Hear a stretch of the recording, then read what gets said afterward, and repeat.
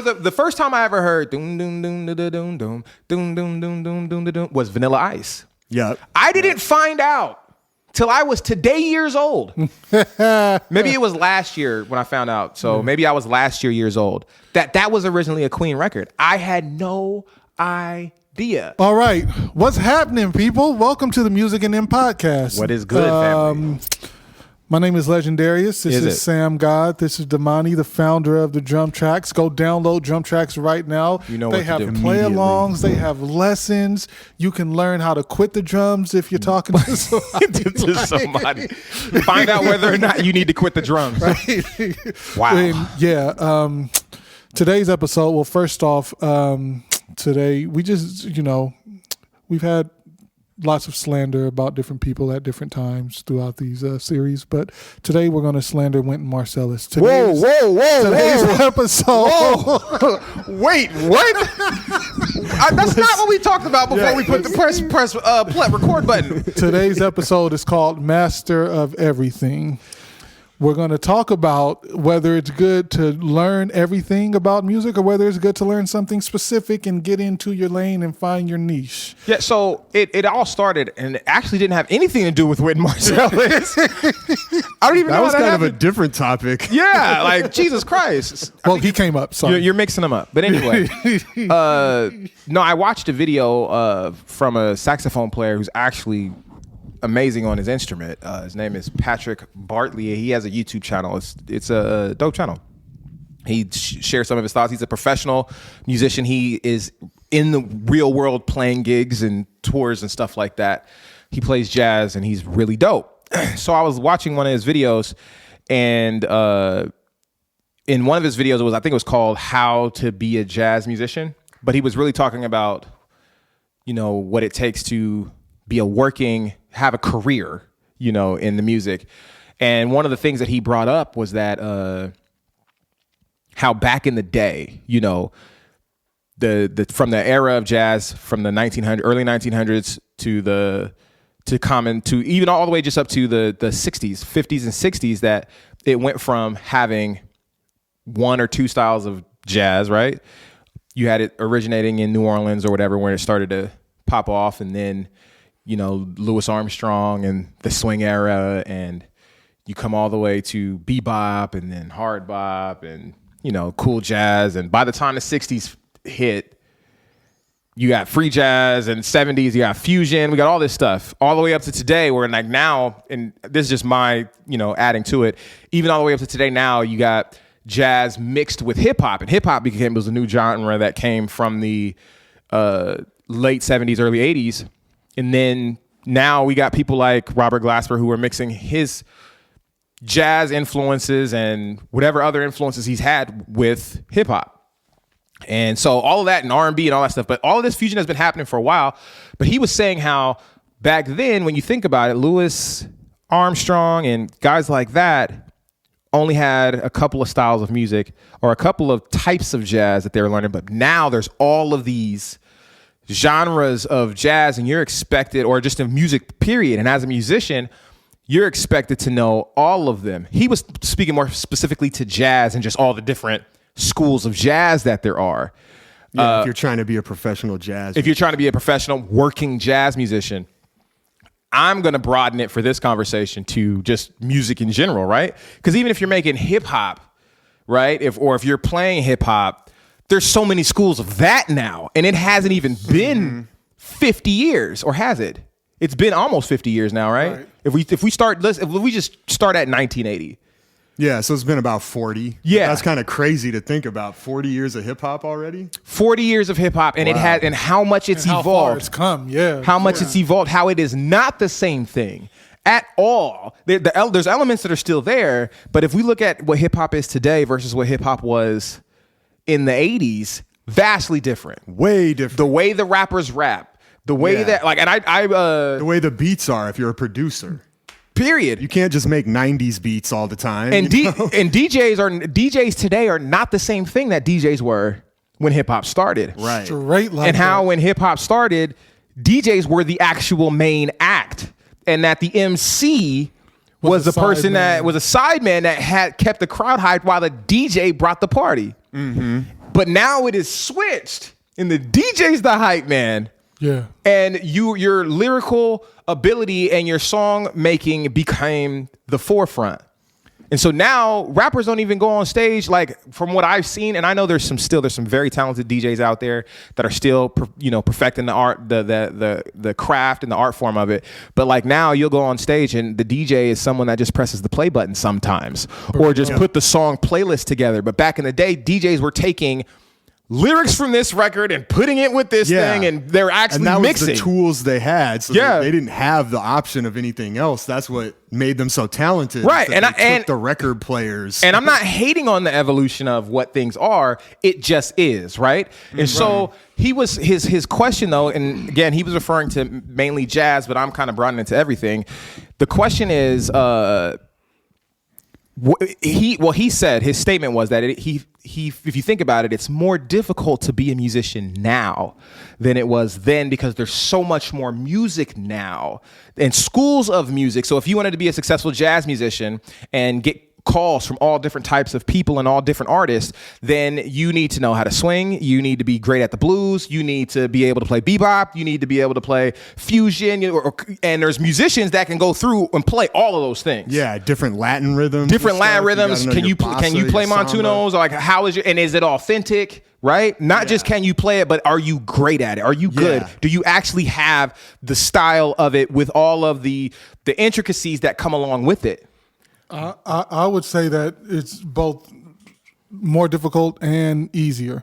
It's more difficult in that aspect that you're talking about. You got to know so much, but it's easier in the aspect that you have a blueprint, right? Mm-hmm. So as before, imagine going out and not knowing what sounds good, only knowing what sounds good to you. Now we have metrics to know. Every pop song, they have that montage of every pop song played over these 4 chords. We know that these things work. Yeah. And so that makes it easier. If I know these 4 chords, if I knew these 4 chords in the 1930s or whatever, I know that they sound good to me, but I don't know how they're going to move the world. Now we know how they're going to move the world. The issue still is that you have to know so many different things. But but even with what you're saying though, right? And I agree that there are things that have been formulaic, and the thing that you're talking about especially just has to do with pop music, right? With the form that you're talking about. Pop, yeah. And so but the thing is that still things still evolve and change.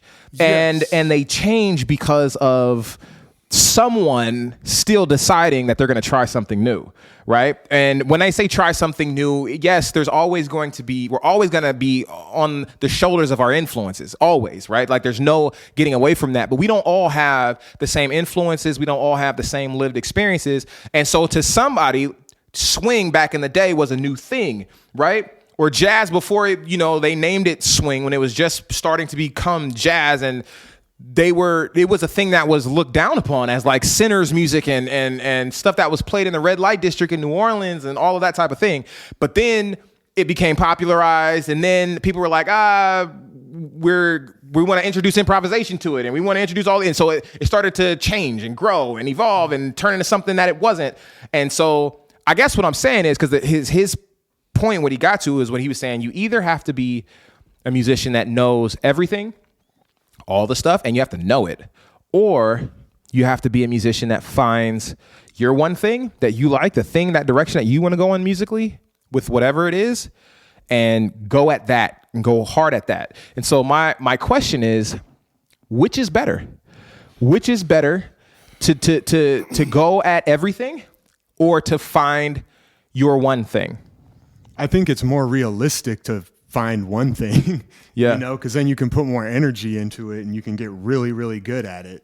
Whereas if you're trying to be good at everything, I mean, that's just a lot more work. I mean, it really is. Like if you're that driven that you want to do that, then you just have to work harder at it. And there are musicians that are masters of everything. But I think are they masters of everything? Or are they just really good at everything? Yeah, I think I don't know if anyone's a master of everything, because nowadays there's so many things. That's what I'm saying. Yeah. Like, I mean, I think he was talking more about jazz. So it's like, even in that one genre, even within jazz, there's everything now. Yeah. I mean, I mean, I know a lot of guys that like, they can swing hard and they can, play a bossa, but then if you try and play like some Robert Glasper, Jay Dilla type stuff, it's terrible. The pocket's not there. It's because it's a different thing. Know?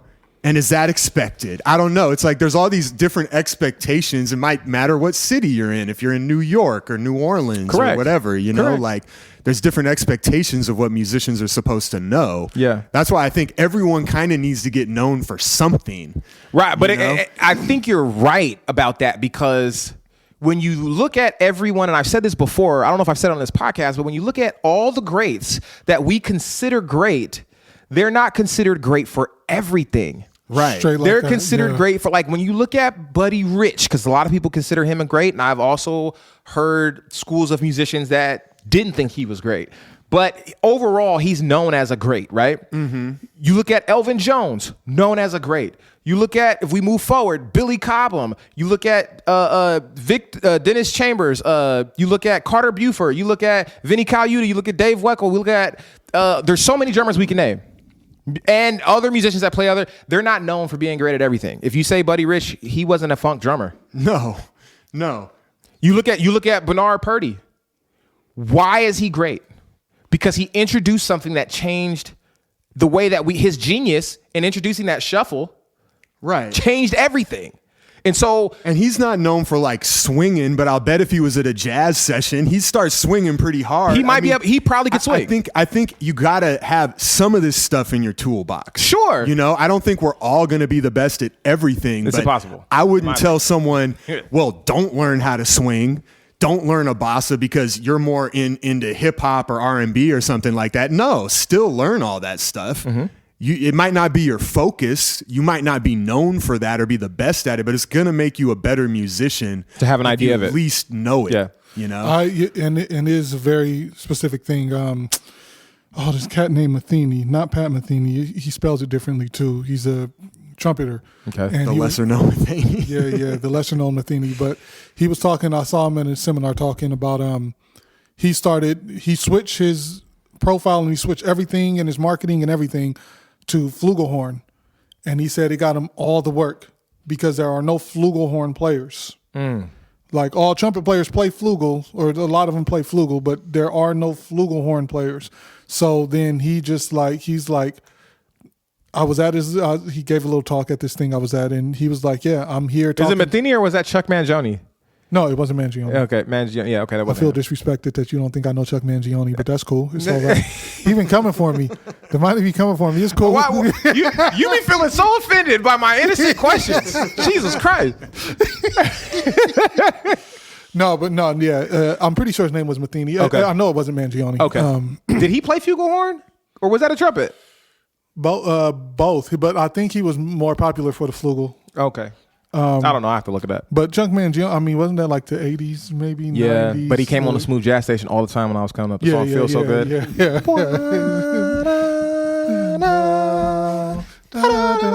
Yep. Anyway. Shout out Chuck Mangione. He's lit. Okay, all right. But I'm not mad at All right. That's enough. Give me the mic, brother. I'm not mad at that outlook, though. Like, it's like if you find something that not everyone else is doing, that's something that you happen to like doing, like, there's a better chance you're going to be successful. You know? Yeah, I mean, that's there's a an opening for that. That's a marketing ploy, though. Yeah, and I get we're talking about having a career, so that makes sense. Yeah, you don't want it to. We're also artists, so you don't want to do something you don't like doing. That part, just because you're like, I think it's not funny anymore. Then you might as well just go to law school or something. Yeah, but with the original question, I think it depends on what you're trying to do. As you were talking about earlier. Do you want to be a session musician? If you just want to be a session musician, you have to get pretty good at everything. But if you want to... I feel like being a session musician is like less of a thing these days than it used to be. Yes, it is. Like, I feel like there's a kind of because of the decline of recorded music making any money, I feel like not as many people are taking that route. Yeah, and if they are doing sessions, they're doing it from the house, right? Because I mean, I feel like if you want to be a session musician, you got to learn how to record yourself and have good, have good sounding drums and tones and things of that nature. Because people can call you, you can put a bunch of videos of yourself playing different styles on Instagram, a bunch of videos of yourself playing with different sounds, and then be like, yo, if you need a recording session, I can play your stuff, send it to me. Yeah, because if you're like a bass player and you're, trying to be a session musician, like you don't need a full recording studio. You just need like one good, preamp or DI that's good for bass frequencies and a collection of basses or whatever, but you don't need like a Neumann U87 or something like that. No, not for your bass. So you can. I mean, unless you want to mic your amp and go crazy into that type of vibe too. But yeah, no, I feel like it's you got to have a certain type of ambition if you are trying to learn everything. But I would say that you want to know. I think it takes a level of self-awareness though to make that decision. You want to know who you are, who you want to be. And for me, it's about attacking the things that I'm interested in and trying to make a life out of that and learn the stuff that I really love and not just listen. Like anything that I listen to that I actually am like moved by, I then want to learn it because I want to own that. You know what I'm saying? I want that to be something that I can add into whoever it is that I am. I want to integrate it into myself as a person and as a musician. That doesn't mean that I'm going to write and play things that are like that. You know what I'm saying? Because like 90% of the time, the way things come in don't come out the same way. Yeah. When you replicate it. Yeah. So at the end, interpretation. Correct. Even if it's an influence that's in your type of stuff. So there's nothing wrong with adding things, but I get it when it comes to the idea of all that it is that you have to learn to be because there's more types of music that are influenced by, all of today's music is influenced by everything that has happened before, because that's just the reality of how things work and you can't get around that. So having an idea of all of these things, having some type of competency in a lot of these things makes sense. But to expect yourself to be a master, like really think about what that word means. When you think of a master at instruments or at genres or at certain things, even the masters that we consider masters are not masters of everything. Right. So like even when you think of Miles Davis, you think of a master, right? But what was he a master of? Being a cool motherfucker. He was. He was like one of the coolest. He had the vibe, everything. But when you think of James Brown, you think of a master. But what was he a master of? Yeah, very specific. You see what I'm saying? Very specific. He's not coming out and crooning a jazz ballad. I have heard it. Okay, but like I said. Not a jazz. I have heard him do it wasn't a jazz ballad, but I've heard him do a ballad. Like I said, phenomenal. He could, like I was saying about musicians in general, it's like, oh, you're a hip hop guy, but you can still swing or whatever. Got you. But what are you the master of? Yeah, like, he's the perfect example of someone who found their lane. Yeah. Bro, yeah. So just small. I went back and listened to James Brown's catalog. His catalog is this big. What we know him for is like just right in here. Oh, yeah. Bro, you're so right. Like, okay, so there's a musician from Sacramento. He's a bass player. He's one of the most phenomenal bass players. His name is Derek Allen, right?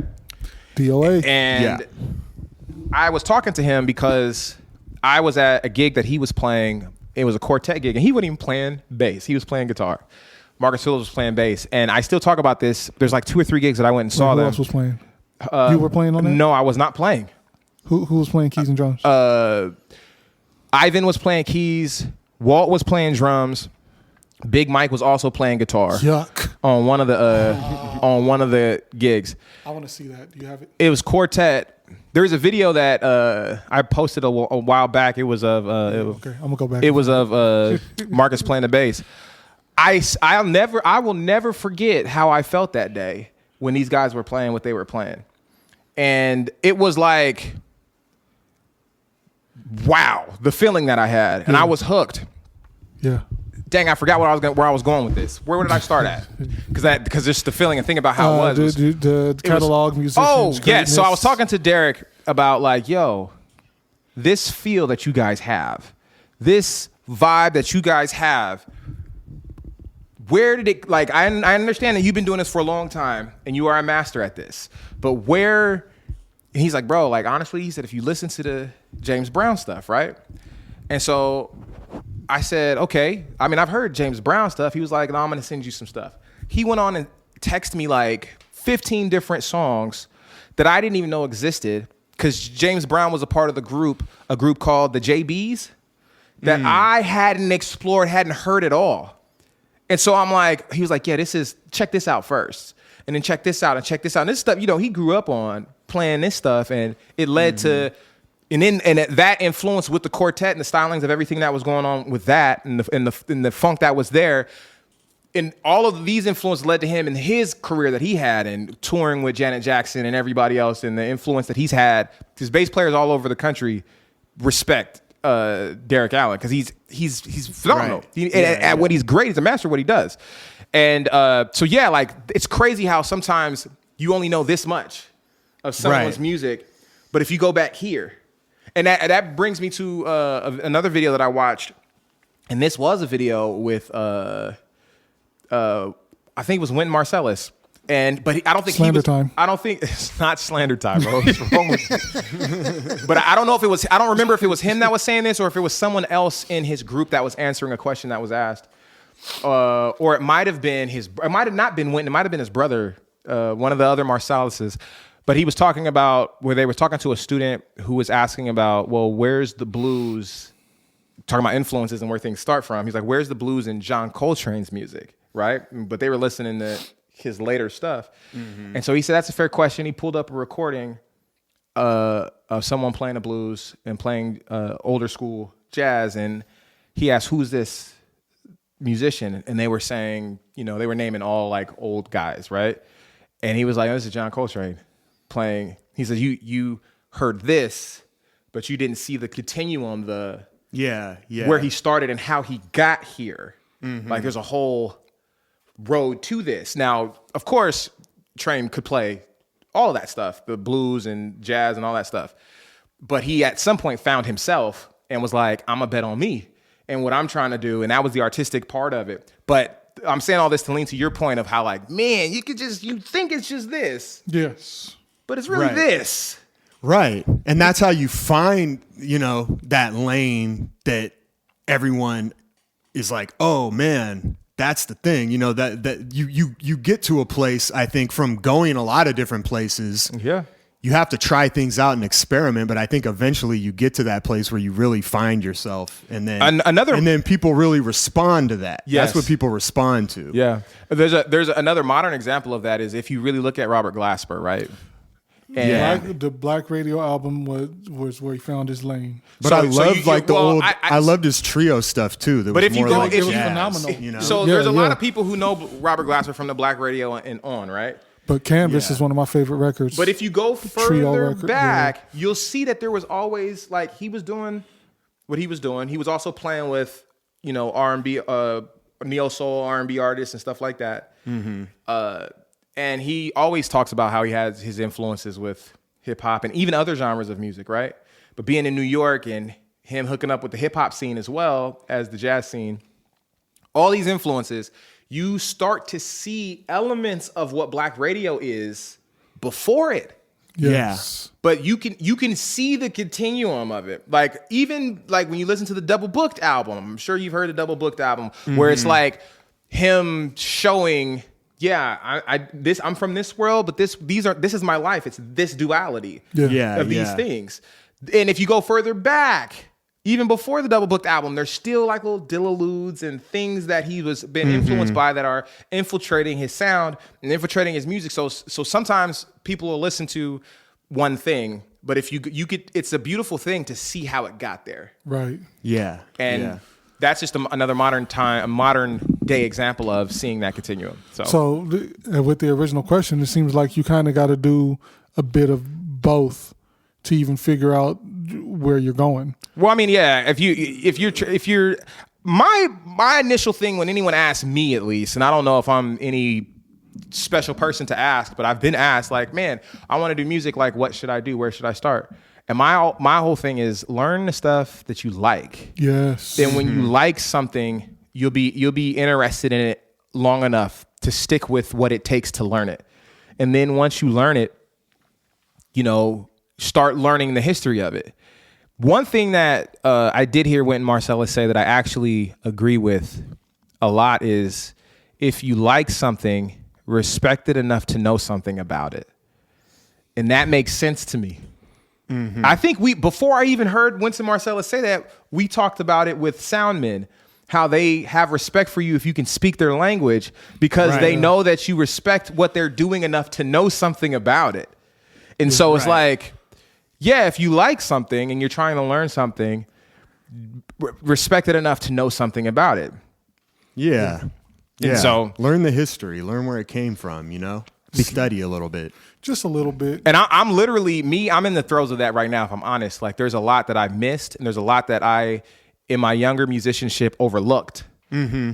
And going backwards to the source is something that is just been immensely helpful for me. In the last 6 months, I've literally been spending a lot of time listening to not just the modern stuff or the stuff that I grew up with. And it's crazy because now I'm old enough to have stuff that I grew up with that is now considered older, right? Mm-hmm. And so I was doing it the other day. I was listening, even with gospel, I was listening to some old gospel music, which is old now. It was modern when I was coming up. But to listen to that and have the perspective of that to what we have today and know where some of what today is, where it came from. And how it got there. But there's still, from my modern day, there's a legacy of gospel music before it that shows me how it got to that. But me understanding that there's a perspective from when I grew up to now lets me know that, you missed all this other stuff before you grew up that will help you if you actually look at it, because it brings this context to the whole thing that makes you understand. It gives it some more And context. so when you listen differently, you hear it differently, you conceive and take the lessons from the music that you're listening to differently, and you can apply it and integrate it into your person as a musician, and it matters. You know what I'm saying? Yes. It will show up in your playing in ways that you're not expecting. It doesn't show up directly, but that's just some of the things that I've been experimenting and me wanting to change and evolutionize, I guess, the way that I sound for myself. It has been that, and practicing, yes, but having perspective based on the things that have gotten us to where we are. I think we all have gaps in our knowledge, and we need to acknowledge that sometimes. And you get far enough along and you think you know everything, or you just kind of keep doing the same things over and over again, but you're not really evolving. You know? And then when you fill those gaps, you start to go back a little bit, even to the fundamentals or whatever, learning where some music came from that you didn't know the full history of, then that's just going to keep you moving forward, Yeah. And that's what I think everyone needs to do that's a musician, is never think you made it or just you got it figured out. You know, just staying open. The strongest trees that get the most resources, nutrients, and water have the deepest roots. And I think that, I won't say a lot of musicians, I'll just say for myself personally, I discovered that my roots were not deep enough. I just want to have deeper roots. I want to know I'm not going to know everything. It's impossible. There's so much to know. There's 100 years plus of recorded music out. Bro. And there's no way that you're going to have heard everything unless I just don't think it's possible to do that and have a life.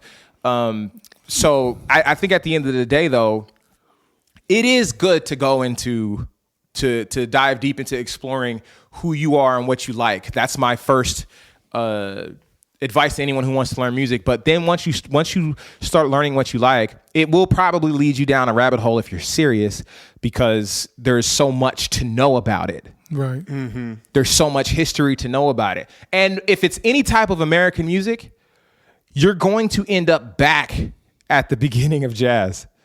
You're going to end up back at the beginning of African rhythms and blues and what was happening during during slavery and the birth of the spirituals and everything that came from it.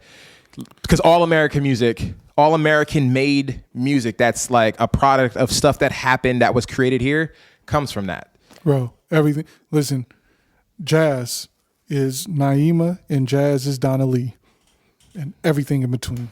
And then you got, so when you have all of that, it's a rabbit hole. It's a rabbit hole. But I always say start with what you like. But once you find out that there are all these schools of stuff, you'll learn that there's elements of all of these other things in it.